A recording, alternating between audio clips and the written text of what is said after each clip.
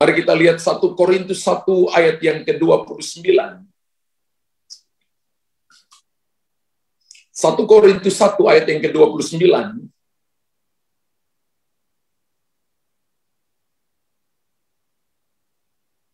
Supaya jangan ada seorang manusia pun yang memegahkan diri di hadapan Allah.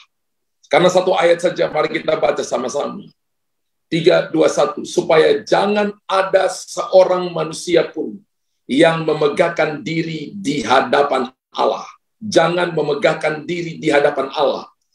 Tidak ada seorang manusia pun, jangan ada seorang manusia pun yang memegahkan diri di hadapan Allah. Dengan jelas Alkitab berkata bahwa kita tidak boleh memegahkan diri di hadapan Allah.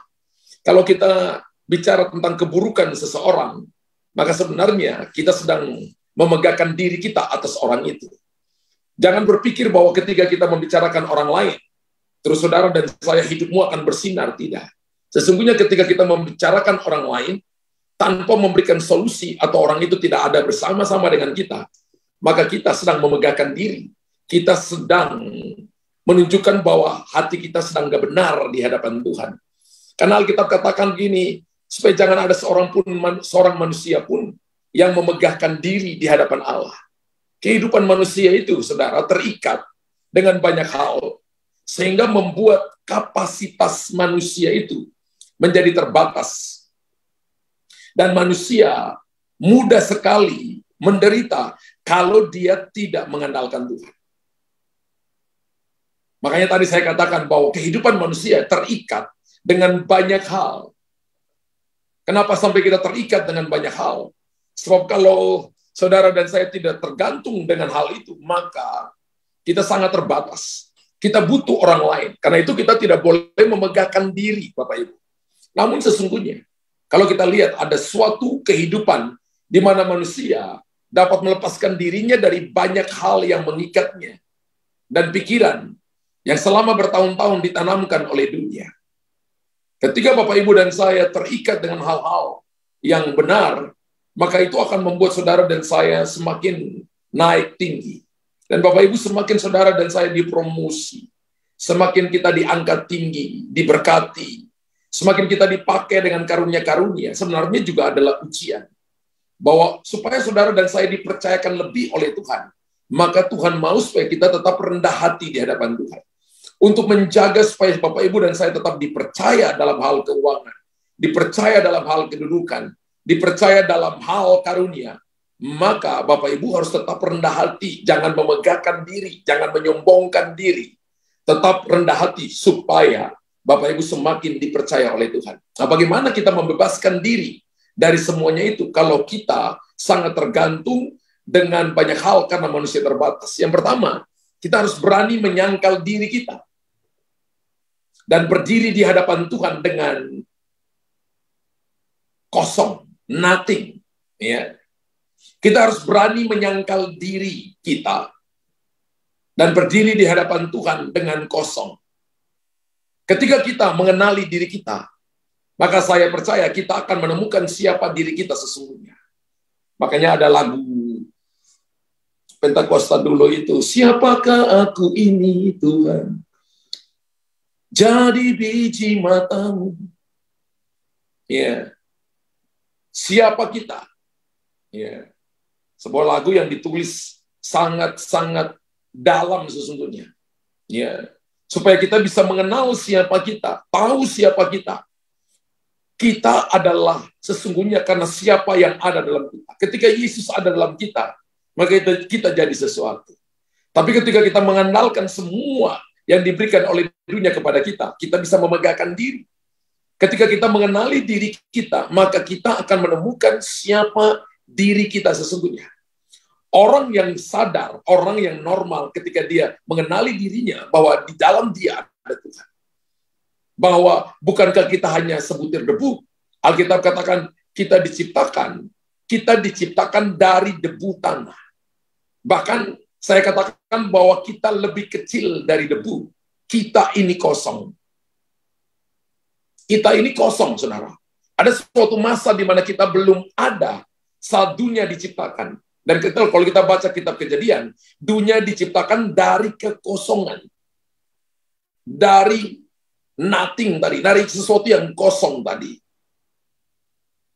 Dan dari kekosongan itu, Tuhan pencipta, menciptakan tanah, menciptakan debu yang menjadi bahan baku di mana Tuhan menciptakan kita.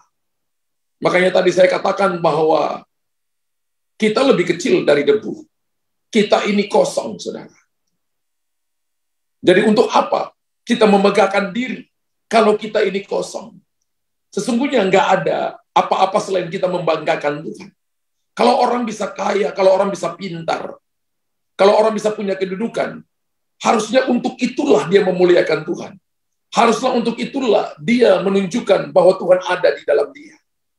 Yang menjadi pertanyaannya, mengapa manusia sering meninggikan dirinya? Ada kalanya kita lihat ada orang yang ketika punya sesuatu, ketika dipakai oleh Tuhan, entah di dalam dunia market, dalam dunia pelayanan, kita semua harus hati-hati. Dan khotbah ini adalah bukan cuma untuk Bapak Ibu, ini juga untuk saya. Sehingga kita semua berhati-hati, supaya kita tidak meninggikan diri, kita tidak menjadi sombong. Dan tadi poin pertama adalah kita harus berani menyangkal diri, dan berdiri di hadapan Tuhan dengan nothing. Tadi saya katakan bahwa kita lebih rendah dari debu tanah. Karena Tuhan menciptakan dunia ini dari sesuatu yang tadinya kosong, kemudian dijadikan debu dan tanah. Dari debu itulah diambil untuk menciptakan kita. Apa yang harus kita banggakan, saudara? Seharusnya tidak ada yang bisa kita banggakan, sebab semua yang kita punya adalah kita terima dari Tuhan. Seharusnya kita tertunduk dan merasa merendahkan diri, karena kita ini sesungguhnya adalah nothing, kosong. Ketika kita berdiri di hadapan Tuhan dengan hati yang hancur, dan selalu mengingat dari mana kita berasal, saya percaya tidak ada orang yang tepuk dada. Ingat, kita ini manusia lebih rendah dari kekosongan. Sebab kosong itu tidak berdosa. Kosong itu tidak berdosa. Alkitab berkata dalam Kejadian pasal 1, belum ada sesuatu. Terjemahan bahasa Inggris berkata, kosong, nothing. Tidak ada apa-apa. Tapi dari kekosongan itu, Tuhan mengambil segalanya. Tuhan menciptakan tumbuhan, Tuhan menciptakan ada air. Dari kekosongan itu. Bahwa ingat, kita manusia lebih rendah dari kekosongan. Sebab kosong itu tidak berdosa. Sedangkan manusia itu berdosa. Ketika Adam dan Hawa jatuh ke dalam dosa, maka tadi saya katakan, kekosongan itu, kosong itu tidak berdosa. Sedangkan manusia itu berdosa. Kejadian 6 ayat yang kelima, Alkitab berkata begini, kecenderungan hatinya selalu membuahkan kejahatan semata-mata. Ketika dilihat Tuhan bahwa kejahatan manusia besar di bumi, dan bahwa segala kecenderungan hatinya selalu membuahkan kejahatan semata-mata. Manusia itu ketika jatuh dalam dosa, kecenderungan hatinya selalu membuahkan kejahatan semata-mata. Wow, selalu membanggakan diri, selalu meninggikan diri. Bapak Ibu, hari-hari ini Anda dan saya, kita bisa salah. Kita bisa ketika bersukses, kita bisa tepuk dada, kita bisa membanggakan diri. Tapi mari, ketika Bapak Ibu dan saya dipercayakan semuanya itu, pakai itu memuliakan nama Tuhan. Mari belajar salibkan kedagingan kita, salibkan semua kebanggaan kita, berani menyangkal diri, dan berani berkata, Tuhan, saya ini kosong, saya nggak ada apa-apanya tanpa Tuhan ikut campur tangan dalam hidup saya. Sebab tidak ada alasan bagi manusia untuk memegahkan diri. Tidak ada alasan bagi manusia untuk sombong. Kesombongan berarti Bapak Ibu dan saya menjadikan kita musuh Allah. Kesombongan berarti kita berdiri di posisi daripada musuh Tuhan, yaitu setan. Tapi ketika Bapak Ibu rendah hati, Bapak Ibu ada di dalam kerajaannya dan akan menikmati semua yang terbaik dari janji-janji Tuhan. Haleluya. Satu saat ada seorang yang cerita kepada saya. Dia dipakai. Dia cerita bahwa salah satu dari jemaatnya ini dipakai dengan karunia-karunia yang luar biasa, bahkan dipakai lebih daripada gembalanya. Jemaatnya bercerita bahwa orang ini satu waktu nanti akan menggantikan gembala, sebab banyak jemaat yang datang kepada dia dan minta didoakan. Dan selalu orang cerita bahwa ketika dia mendoakan orang, dia selalu berkata bahwa aku paling hebat, aku paling begini. Dia selalu datang kepada orang yang dia doakan kalau itu sembuh. Dan dia berkata begini, ayo kamu kasih saya uang. Berkati saya uang karena kamu sudah disembuhkan. Dan gembala rasanya untuk menjangkau orang ini sulit. Beberapa kali para pekerjanya menegur dia, tapi dia tetap melakukan seperti itu. Dan satu waktu dia mengalami yang namanya dibawa ke level 0. Di mana dia nggak punya apa-apa, di mana Tuhan ajar dia untuk dia rendah hati, tapi dia tidak mau bertobat. Dan akhirnya saudara, dia mengalami kemunduran karena dia menolak, kemudian dia menolak Tuhan dan dia jauh dari Tuhan. Saudara, orang dipakai oleh Tuhan, kalau tidak membangun karakter dengan Tuhan, maka ujung-ujungnya juga bisa kecewa. Ketika Bapak Ibu mengandalkan, tidak menyalipkan daging kita, hanya mengandalkan kemampuan kekuatan kita, maka setan bisa punya akses menyerang saudara dan membuat Anda semakin jauh dari Tuhan. Karena itu orang rendah hati akan menerima segala yang terbaik dari kapasitas ilahi untuk memenuhi hidupmu tiap saat, sehingga Anda akan menikmati yang terbaik dari Tuhan. Yang kedua, kita harus selalu menyadari siapa diri kita dan siapa Tuhan kita. Amin. Kita harus selalu menyadari siapa diri kita dan siapa Tuhan kita. Kalau kita menyadari kita adalah manusia sangat terbatas dan Tuhan tidak terbatas, saya percaya tidak ada satu orang pun yang akan menyombongkan dirinya. Tapi dia tahu bahwa semua yang dia bisa kerjakan itu datangnya dari Tuhan. Dengan kata lain, kita harus tahu diri di hadapan Tuhan. Ada orang yang lupa diri. Jika kita ada menemukan sesuatu yang baik dalam diri kita, tentulah itu bukan karena kita, tapi itu karena Tuhan. Kalau kita menemukan suatu kesuksesan dalam kita, maka Tuhan hanya pakai kita untuk itu supaya kita memuliakan Tuhan. Itu bukan tentang kita, tapi pakai itu untuk memuliakan Tuhan. Satu waktu Esther menjadi ratu, dan omnya berkata begini, siapa tahu untuk itulah kamu dijadikan ratu, supaya kamu menjadi pembebas bagi bangsa. Supaya kamu membawa kelepasan bagi bangsa. Bahwa Bapak Ibu hanya satu yang baik. Hanya Tuhan yang baik. Matius 19 ayat 17 berkata. Matius 19 ayat 17 berkata. Jawab Yesus. Apakah sebabnya engkau bertanya kepadaku tentang apa yang baik? Hanya satu yang baik. Tapi jika engkau ingin masuk ke dalam hidup, turutilah segala perintah Allah. Hanya satu yang baik. Yaitu Tuhan yang baik. Ketika Bapak Ibu dan saya mau hidup dalam tuntunan penyertaan Tuhan, tahu, sadar siapa diri kita, bahwa manusia sangat terbatas. Semua yang ada pada kita ketika ditaruh di hadapan Tuhan, maka garisnya itu garis horizontal, yang pendek dan tipis.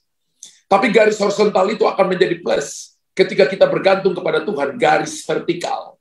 Maka yang tadinya plus itu akan menjadi, yang tadinya minus itu akan menjadi plus. Bapak Ibu, semua yang ada pada kita akan menjadi plus ketika saudara bergantung kepada Tuhan yang baik itu. Bahkan Alkitab berkata Tuhan itu baik, bahkan Dia itu yang terbaik bagi kita. Dia itu adalah kebaikan itu sendiri. Jadi kalau kita bisa baik bagi orang lain, karena Tuhan sudah baik bagi kita. Jika kita sudah bisa memberi, karena Tuhan telah memberi lebih dulu bagi kita. Bukan masalah bagaimana kita menerima banyak, tapi bagaimana kita memberi banyak, itu yang paling penting. Dan sorga telah memberi yang terbaik bagi kita. Bahkan Alkitab katakan sorga memberi sampai habis. Semua yang terbaik dari sorga diberikan kepada kita melalui pribadi Yesus Kristus. Jadi kalau kita bisa baik bagi orang lain, karena memang Tuhan sudah baik bagi kita. Kalau kita bisa memberi, karena Tuhan sudah memberi bagi kita. Jadi kita nggak punya akses apapun untuk menyombongkan diri. Kita nggak punya kesempatan untuk berkata itu karena aku, tidak. Tapi kita pakai semua kesempatan, kebaikan itu untuk memuliakan Tuhan, sehingga orang bisa melihat Tuhan di sana. Karena begini, tanpa Tuhan, kita tidak ada apa-apanya dan tidak bisa berbuat apa-apa. Satu waktu, ada salah satu jemaat, ketika saya pergi pelayanan ke tempat, saya tahu orang ini dari waktu dia muda, bahwa dia mengalami begitu banyak kesukaran terutama dalam hal keuangan. Orang tuanya termasuk sukses dalam bisnis. Mereka ada 4 bersaudara dan dia nomor 3. Di atas dia ada koko dan cecenya. Di bawah dia ada adik yang paling kecil. Ada 1 adik memenya yang paling bungsu. Dan kakak pertama, kakak kedua dikasih warisan, dikasih uang untuk dia memulai bisnisnya. Sedangkan dia sendiri lulusan luar negeri. Dan ketika dia pulang ke Indonesia, dia harus kerja dengan papanya. Dan sedangkan kedua kakaknya udah mulai rintis kerja sendiri. Dan papanya berkata, saya tidak akan kasih kamu uang. Ya, seperti kedua kakakmu, karena papa lihat kamu anak yang pintar. Satu waktu nanti, kamu akan sukses, bahkan akan lebih sukses dari kedua kakakmu, bahkan mungkin lebih sukses dari papa. Saudara, dia kecewa karena dia punya kerinduan untuk dia buat bisnis sendiri karena dia anak yang pintar. Tapi papanya tidak memberikan dia kesempatan sama sekali, memberikan kepada dia modal untuk kerja sendiri. Dia kecewa. Mungkin 3 tahun dia kecewa. Dan satu waktu karena kekecewaannya itu, satu waktu hari Minggu dia pergi ke gereja. Dan ketika dia pergi ke gereja, dia mendengarkan khotbah dari seorang hamba Tuhan yang seorang bisnismen. Mendengar ceritanya bahwa orang itu bangkrut berkali-kali. Kemudian dia bangkit kembali. Dia cerita bagaimana saya sudah berdoa, bagaimana saya sudah doa dan puasa, percaya firman Tuhan, tapi saya bangkrut, saya ditipu oleh orang. Tapi saya bangkrut dan saya bangkit kembali. Dan saya katakan kepada Tuhan, dia katakan seperti Ayub berkata, dengan telanjang aku datang, dengan telanjang aku pulang. Terpujilah nama Tuhan. Lalu dia katakan, saya tetap bersyukur di hadapan Tuhan. Dan saya katakan begini, semua yang ada padaku itu dari Tuhan. Kalau orang nipu aku, ambil uang aku, maka mereka bukan ambil uangku, tapi mereka ambil uang Tuhan. Dan ujung dari kesaksian itu, hamba Tuhan itu berkata setelah beberapa tahun, maka bisnisnya dipulihkan. Uangnya tidak balik, tapi Tuhan pulihkan bisnisnya. Sehingga bisnisnya diberkati oleh Tuhan. Dan dia berkata begini, Tuhan itu tidak pernah berbohong, tidak pernah salah. Tuhan itu cuma mau lihat apakah hati kita siap. Apabila waktu kita ditipu oleh orang lain dan kita ngampuni, kita melupakan atau tidak. Hari itu anak muda ini, dia nangis di gereja. Dia datang dan orang itu menumpangkan tangan di atas dia. Dan dia pulang ke rumahnya. Dia masuk ke gereja itu dan dia melayani. Dia melayani di situ sebagai usher dalam beberapa tahun. Ternyata ada seorang bisnismen yang memperhatikan dia. Melihat bahwa kesetiaan orang ini datang lebih awal, melayani dengan sungguh-sungguh, melayani tanpa pamrih dengan sungguh-sungguh. Kemudian orang ini berkata begini, kamu waktu luang ada besok. Lalu ditanya untuk apa, Pak? Kalau kamu punya waktu luang, kamu ketemu aku besok di kantor. Kemudian dikasih alamat, besok dia datang ke kantor. Ketika datang ke kantor, seorang bisnismen ini yang bekerja di gereja itu berkata begini, saya telah melihat kamu melayani di gereja ini. Dan saya lihat kesetiaan kamu. Dia tanya, kamu punya kerja apa? Lalu dia cerita tentang apa yang dia alami 3 tahun lebih itu. Dan dari pembicaraan itu, bisnismen itu berkata, saya kasih kamu pinjaman, uang 7 miliar. 5 tahun kemudian, baru kamu cicil semampu yang kamu bisa. Bapak Ibu, dia diberikan uang 7 miliar. Dan dia mulai kerja. Dia pintar motong kayu. Dan kemudian dia kirim ke luar negeri. Dia ekspor kayu. Dia potong dengan baik. Dia kirim ke Euro, kirim ke Amerika. Dan daerah Asia. Dalam waktu 2,5 tahun sampai 3 tahun. Dia sudah bisa mengembalikan semua uang 7 miliar itu yang diberikan oleh salah satu pekerja di gerejanya. Dan dalam jangka waktu 6 tahun kemudian, dia diberkati Tuhan dengan hebat. Bahkan seperti apa kata papanya, dia lebih kaya dari papanya, lebih kaya dari kokonya dan cecenya. Dia diberkati Tuhan. Nah, saya ingat ketika saya datang ke kota itu, dia ajak saya untuk lunch. Dan waktu itu dia masih bujang, tapi sekarang sudah berkeluarga. Dan ketika ketemu dia ajak saya lunch dan saya tanya gimana kabarnya. Dia katakan, Pastor Luther, saya tahu bahwa kalau sekarang ini saya diberkati. Saya cuma adalah pengelola keuangan kerajaan Allah. Saya tidak punya apa-apa. Tidak bisa berbuat apa-apa. Kalau Tuhan nggak pakai orang lain menjadi perpanjangan tangan untuk saya. Lalu dia cerita seperti yang tadi saya cerita. Saya dipinjamin 7 miliar. Harus dikembalikan 5 tahun. Tapi karena saya bergantung kepada Tuhan, saya masih tetap doa dan puasa sampai hari ini. Sekalipun saya sudah diberkati berlimpah-limpah. Karena saya tahu, tanpa Tuhan tidak mungkin saya seperti ini. Dengan kekuatan saya pun, saya nggak akan mampu. Karena saya boleh pintar. Tapi papa saya nggak mau kasih saya modal. Saya stres kurang lebih hampir 4 tahun. Ketika pulang kuliah dari luar negeri, saya stres. Tapi saya percaya bahwa jerih payah kita ketika kita melayani Tuhan, sekalipun saya melayani sebagai asyir, Tuhan perhatikan hal-hal kecil, lalu Tuhan membalas itu sampai hari ini dengan berkelimpahan. Bapak Ibu dengar baik-baik. Bapak Ibu perhatikan baik-baik. Ingat bahwa Tuhan itu nggak pernah berhutang. Kita ini berhutang banyak dengan Tuhan. Kita harus selalu menyadari siapa diri kita dan siapa Tuhan kita. Yohanes 15 ayat yang kelima berkata, Akulah pokok anggur dan kamulah ranting-rantingnya. Barang siapa tinggal dalam aku dan aku di dalam dia, ia berbuah banyak. Sebab di luar aku, kamu tidak dapat berbuat apa-apa. Bapak Ibu tidak bisa berbuat apa-apa kalau tidak tinggal dalam Tuhan. Lalu saya tanya kepada teman saya ini, umurnya masih kurang lebih 34 tahun atau 33 tahun. Saya tanya gini, apa yang kamu lakukan dengan uang ini? Dia katakan, ini uang milik Tuhan, Pastor. Saya cuma pengelola keuangan kerajaan Allah. Wow, saya lihat dia. Dan dalam hati saya katakan, luar biasa. Dia mengalami situasi, keadaan yang sulit. Tapi dia tahu bahwa semua yang terjadi dalam hidupnya, karena Tuhan ikut campur tangan di sana. Hari ini, pelajaran kecil yang orang muda ini alami, bisa jadi pelajaran bagi kita. Dia memposisikan dirinya sebagai manusia yang tidak bisa apa-apa. Dan dia melihat Tuhan yang bisa mengerjakan banyak hal di luar dari kemampuannya. Jadi sebagai makhluk ciptaan Tuhan, kita harus tahu diri dan jangan pernah mencuri kemuliaannya. Kalau kita dipercayakan orang pintar, jangan bangga dengan kepintaran. Karena orang bisa melihat kebanggaan itu dari perkataan yang keluar dari mulut. Kalau Bapak Ibu dan saya jadi pintar, katakan bahwa ini datang dari Tuhan. Permuliakanlah Tuhan dengan kepintaran. Kalau kita punya kedudukan, jangan pakai untuk menindas orang lain. Jangan pakai untuk mencari keuntungan bagi diri sendiri. Pakai itu supaya orang bisa melihat bahwa Tuhan sertai kita. Bahwa kedudukan itu diberikan untuk kita bisa menolong orang-orang lemah.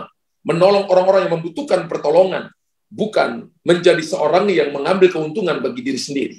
Di sisi lain, jika kita menemukan ada hal yang jahat dalam diri kita, maka kita pun harus sadar bahwa itulah diri manusia. Sebab sejatinya tidak ada yang jahat yang berasal dari Tuhan. Kalau Bapak Ibu bisa nipu orang, itu bukan dari Tuhan. Kalau kita bisa bohongin orang, itu bukan dari Tuhan. Tidak ada yang jahat. Dari Tuhan tidak ada yang jahat. Selalu yang dari Tuhan, selalu yang terbaik. Sifat Tuhan, tidak ada satupun yang jahat.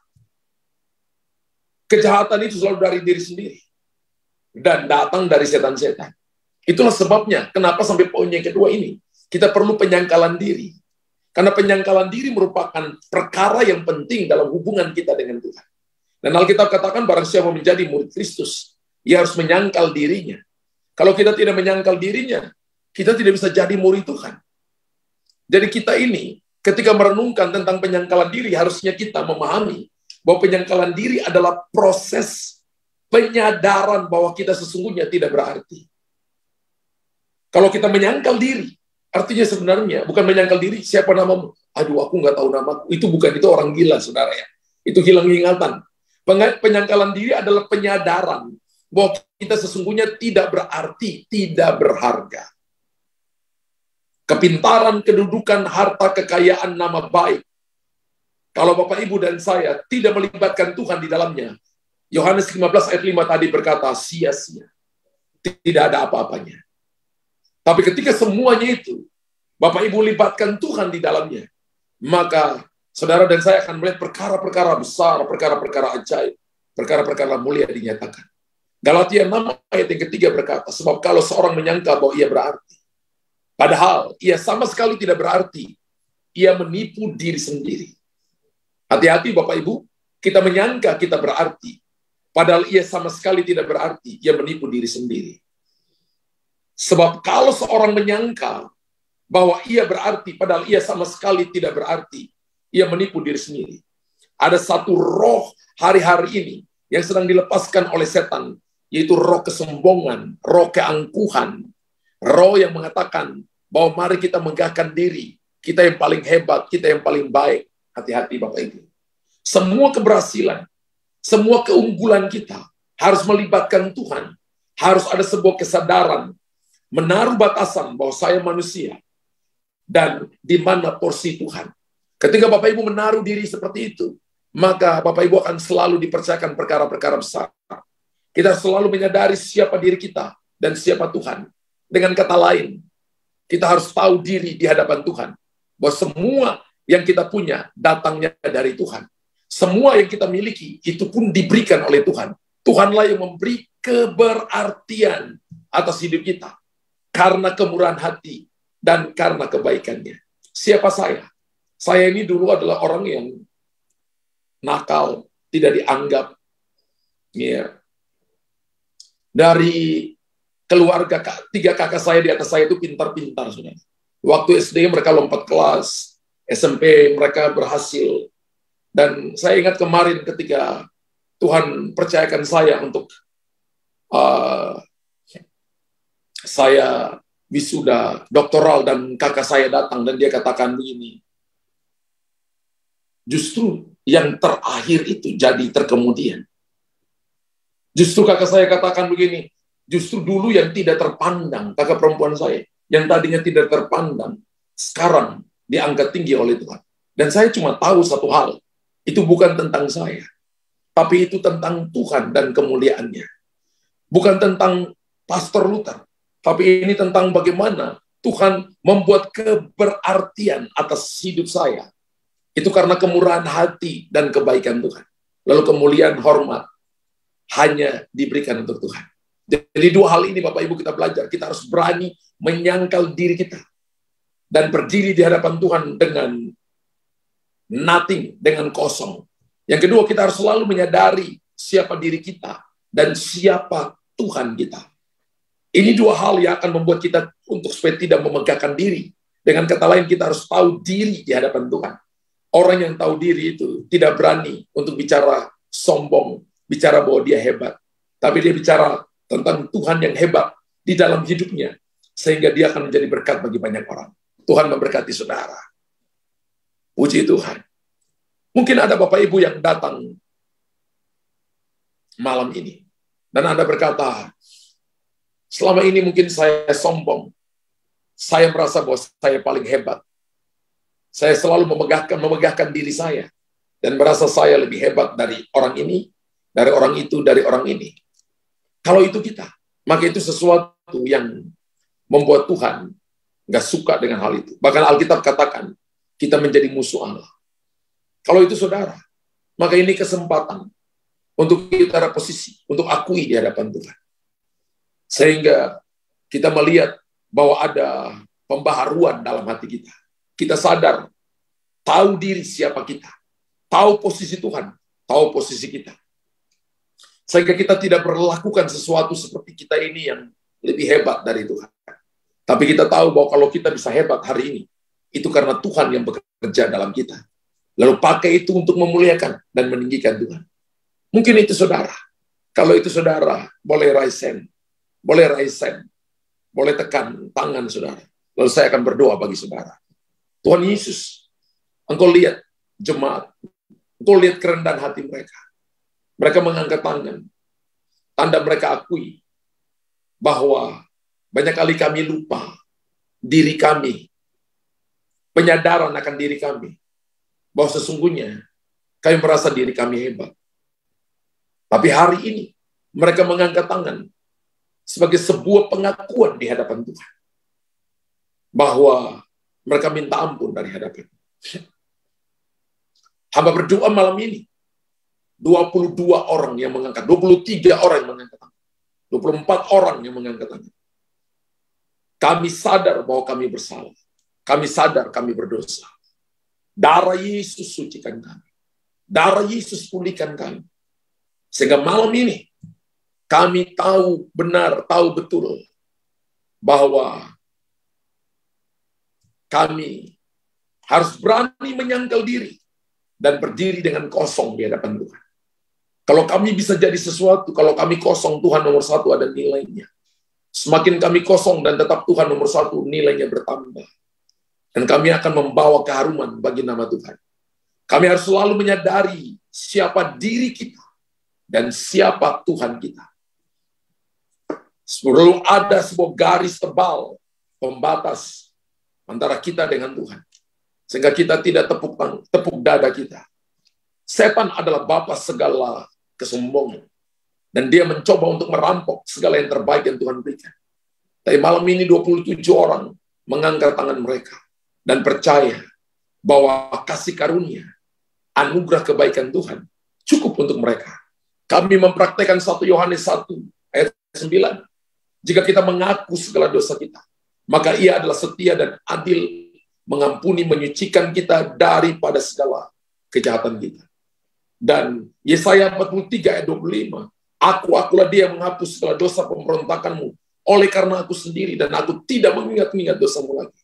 Tuhan hamba berdoa malam ini, Engkau sucikan kami, pulihkan kami, sehingga malam ini kami menjadi manusia baru, yang hatinya memiliki humility, hati yang rendah hati, memiliki kerendahan hati, mau ditegur, mau diajar, mau dikoreksi, dan kami terima, karena kami tidak sempurna. Dan kami mau datang kepada firman, sang firman, kehidupan, firman yang hidup, sehingga Engkau mengubahkan kami, sehingga hidup kami diubahkan oleh Tuhan. Kami mau berani menyangkal diri, dan mau berdiri dengan kosong di hadapan-Mu, diisi oleh firman Allah, diisi oleh nasihat, diisi oleh teguran-teguran yang membangun kami, sehingga kami beroleh kekuatan yang baru. Hamba berdoa dalam nama Yesus, aku patahkan setiap roh memegahkan diri. Aku hancurkan dan aku usir setiap roh kesombongan. Dan aku katakan dalam nama Yesus, umat Tuhan, mereka yang mengangkat tangan, mereka mengalami terobosan, kelepasan, dalam nama Yesus. Saudara terima itu, terima anugerah itu, terima kekuatan itu, di dalam nama Yesus Tuhan. Dalam nama Yesus Tuhan. Terima kasih Tuhan Yesus.